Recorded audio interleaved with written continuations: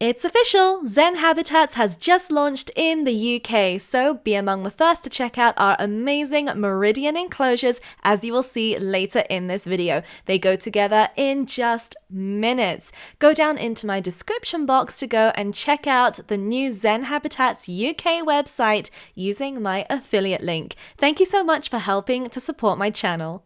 I'm in a fantastic mood, my dogs have been barking and the FedEx man hates me, which means it has to be another Zen Habitats day.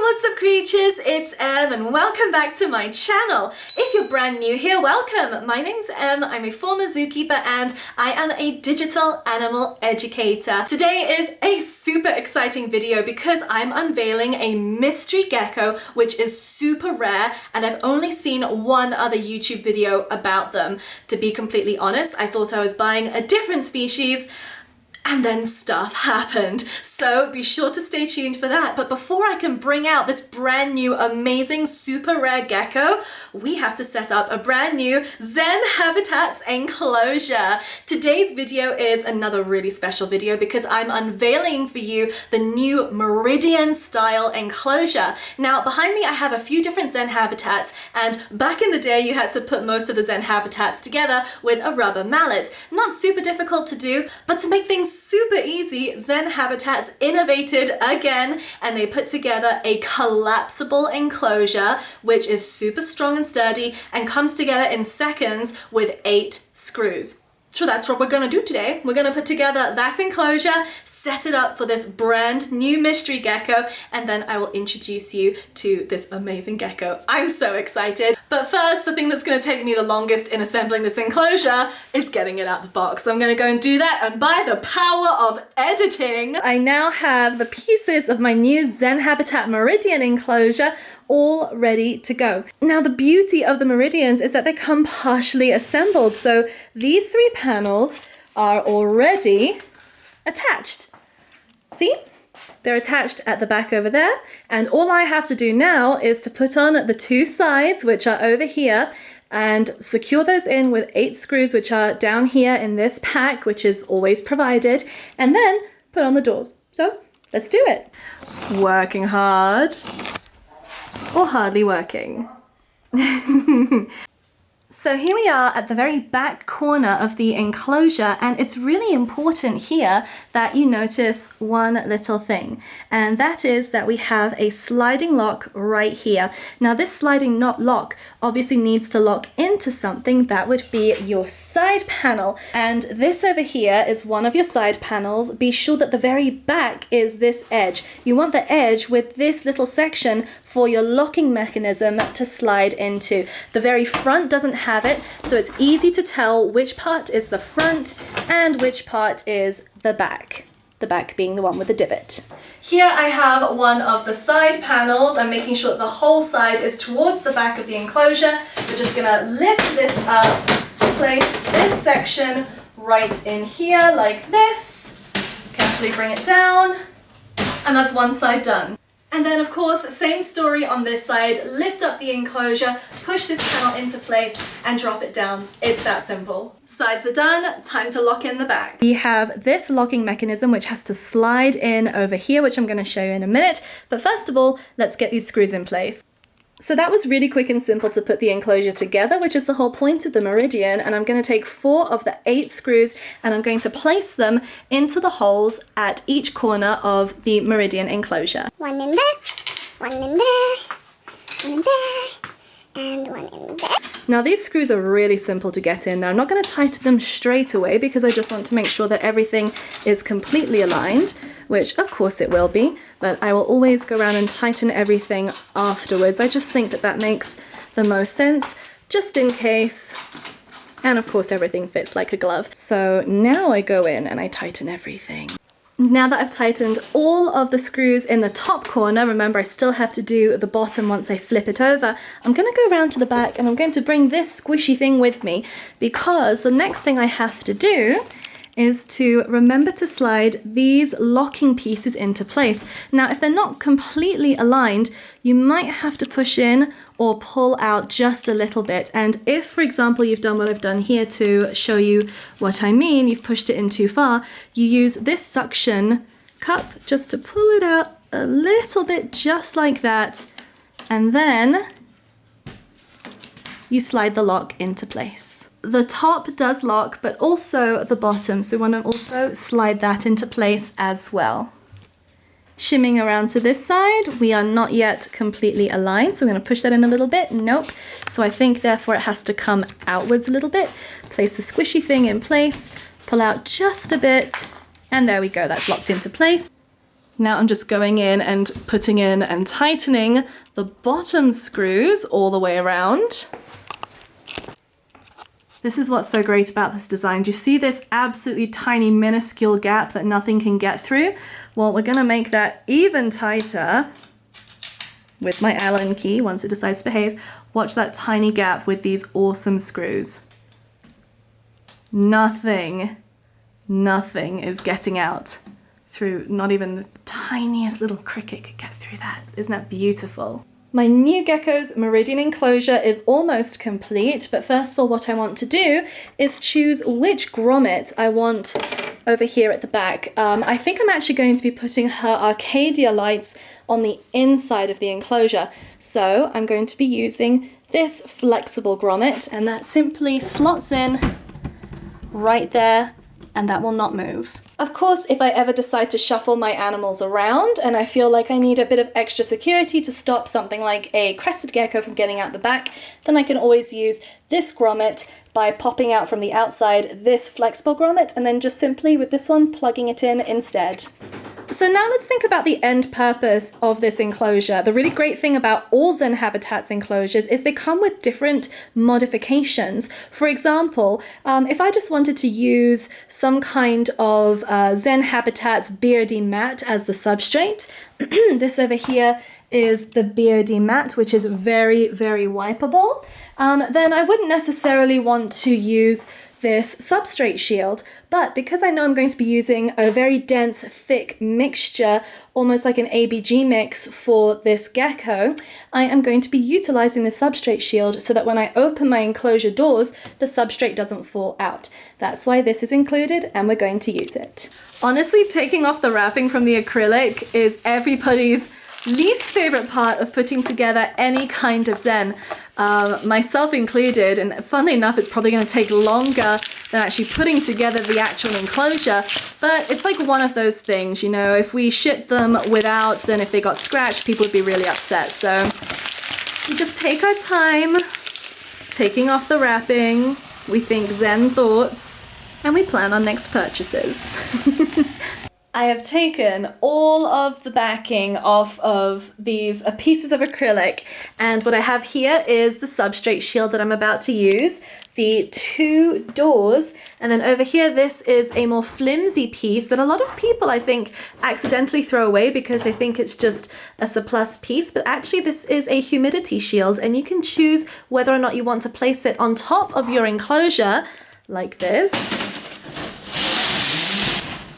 to help trap in humidity.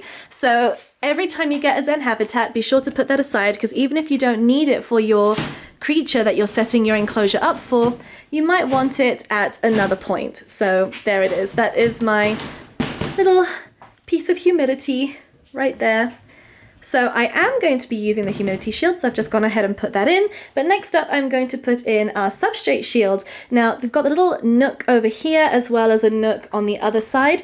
That is going to fit in right here on this corner and on this corner. And to make it stick, we have some of this awesome, really high bondage tape.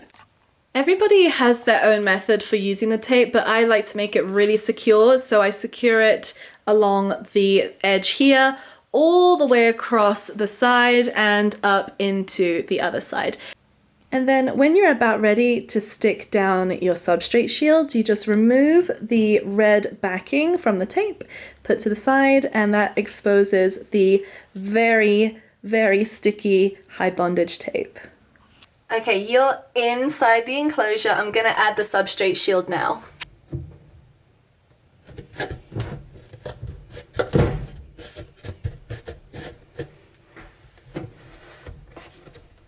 And then I just run my fingers along the inside just to make sure that the tape is really nice and bonded to the aluminium or aluminum. And then we're good to go. That's already really nice and solid. And finally, it's time to simply slot the sliding doors in, and our enclosure, apart from adding all the extras for my gecko, is complete and solid. Woohoo! Oh yes, and every enclosure comes with one of these locking mechanisms. All you do is put it flat on its side like this, and then down to the bottom like so, and your animals cannot escape. Or the way that I sometimes like to do it is on an angle like this. Ta-da! Okay, I have just stacked my new enclosure. By the way, this is the Meridian 48 inch by 24 inch by 16 inch. Then at the bottom we have a standard 4 by 2 by 2, which is the most popular enclosure size.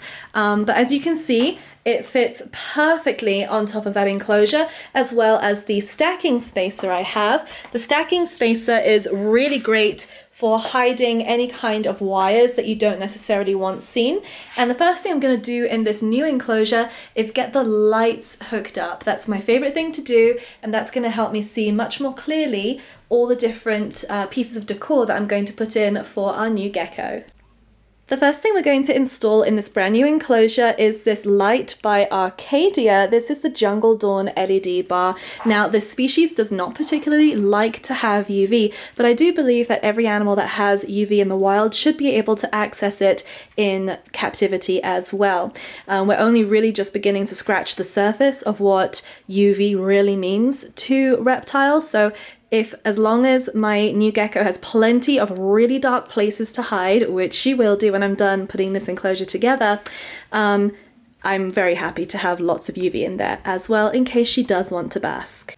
Now, this particular species of gecko that I'm setting the enclosure up for does not necessarily require additional heat. They actually really love it just to be like room temperature, maybe a little bit above, and they seem to prefer cooler temperatures. However, I am going to have on one side of this Meridian enclosure some under tank heating, and the very important, the PVC models of the Zen Habitats Originals and the Zen Habitats Meridians will support under tank heating. However, the wood panel enclosures, of which I have one down here, does not support under tank heating. So it's very important to remember that when you're making your purchase. My Arcadia lights are in. Now, I should say that this light only half works because I dropped it a few weeks ago. If it were fully on, the entire enclosure would be really bright. But I, instead of chucking this light away, decided to utilize it for this gecko just so that it has one side that's nice and bright. It's also the side with the under tank heating, so this is going to be the heated area. And then the cooler side is over here, where there's going to be more shadow. Here's our substrate. It's a really nice mixture of soil and sand. And what I like about it is it actually sticks together really nicely, and it's also very fine. So it's a really interesting, almost kinetic sand kind of feel. It's not kinetic sand, of course, but it just feels really nice, and there's just less of a worry about impaction with this particular substrate. So I'm just patting it down. And I'm going to wet down this side a bit more, and then we should be good to start introducing a couple more things into the enclosure. Here's how the enclosure is looking so far, and I absolutely love it. It's by no means finished, but it's a really good start. Over here I have one of Zen Habitat's really great products, and this is a Zen cave. This is not the corner cave which tucks in the corner. This is the larger of the two caves. What's super great about it is everything stays really nice and cool here, but if you place this directly under a heat source such as a basking bulb, this surface stays really nice and warm, which is really great for some belly heat. Originally, I was going to angle it like a corner cave so that the entrance would be about here facing out, but actually I decided this would be better for this gecko because this way it gets more shadow from the light over here, and it's just really nice and dark in there, so she'll always feel nice and secure. I have some cork bark here, a live Dracaena. This is a snake plant, and then I have this piece of wood over here. which is really good for both high humidity and low humidity. This is going to be a fairly high humidity enclosure, so I decided to add it in here. This is an item that I just fell in love with on all three of these mossy decor pieces. I have no idea who made them. I just picked them up from Scales and Tails North Glen here in Colorado. They had a really good selection of things for me to choose from. So I chose this over here to allow my gecko to get nice and close to the UV if she wants to. The type of gecko that's going in here is not the kind that would be able to in any way touch the bulb here. They like to stay nice and flat. I am actually going to flatten this just a little bit more. Perfect, just so that I have that extra peace of mind. But they're not jumpers. They can't jump, and although they will climb a little bit, they're not one to hang upside down, jump onto things. They can jump off of things, of course, or fall gracefully, but they won't stick up here and get any kind of heat burn. Although I will say that this bulb is not at all hot. It generates a tiny bit of heat, but to touch it, it feels like a light that's turned off, so it's not even hot up here. Here is the enclosure so far. It's looking very extra with the leaves for sure, and we're just going to take it one step further and add some moss up here to the support bars. The moss I'm going to be using is this kind of dried Spanish moss. Now this does not occur where this gecko is from, but just for like a creepy kind of cave aesthetic, we're going to use it. And just a word of caution, it's really, really messy to pull apart because it's so compacted in. But once it is out, I'm just going to go ahead and tuck some up here, right at the back. Okay, my lighting's a little bit weird because it got dark outside. But here it is. It's time for us to go ahead and reveal the mystery gecko who's going to be living in this gorgeous Meridian Zen habitat with a Zen cave. Oh, actually, there's one more thing I have to do before I introduce her, and that is to mist the enclosure so it's nice and humid when she comes in. Well, here she is. This is my brand new Vietnamese cave gecko. I honestly thought that she was a Chinese cave gecko, just with some funky coloration, but nope, she is an entirely different, very rare species. The Chinese cave gecko is known by its scientific name Goniurosaurus hainanensis, whereas this is Goniurosaurus louis. These differ slightly in the way that they like to be cared for. Louis much prefers to have more darkness, more humidity, even a little bit cooler, rather than hainanensis, which prefers it slightly warmer than this species. But isn't she just stunning? I really hope I'll be able to breed her in the future if she continues to thrive. I left for about 45 minutes, and when I came back, I could not find her. I had the flashlight on my phone on, and I couldn't find her in her hide or in her other hide. But I did gently poke around in the leaves, and I found her right there. Can you see her yet? It took me a while. You can kind of see the stripe on the side of her face right there, center screen. And she was hiding right underneath this leaf. So I'm going to very gently just turn it back over like that so she can be nice and hidden again. But that's exactly how she liked it.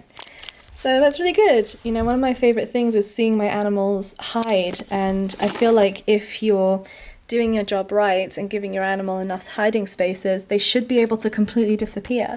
And that's it for today. I hope you enjoyed today's video. Be sure to leave a comment down below, and of course, if you want to help support my channel, go and click on my affiliate link down in the description box and check out the new Zen Habitats UK website and all the Meridian enclosures. Thank you all so much for watching. I will see you in another video soon. Bye! Psst.